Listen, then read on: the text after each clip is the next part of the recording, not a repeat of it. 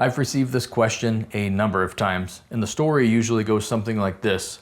My 4L60E was missing a gear, so in an attempt to fix my transmission, I installed 2 brand new shift solenoids.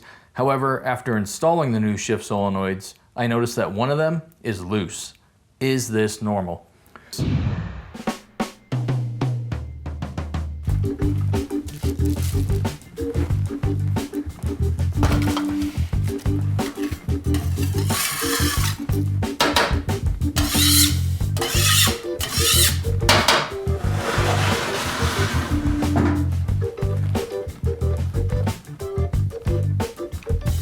So we've got our 4L60E valve body here.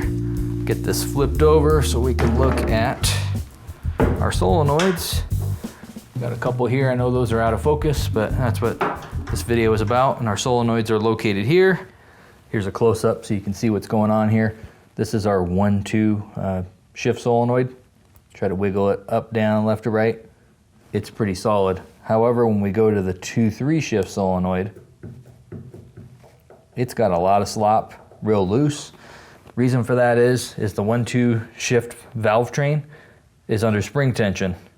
However, our 2-3 shift valve train has no spring in there. Therefore, the shift solenoid is not under spring tension, allowing it to do whatever it wants.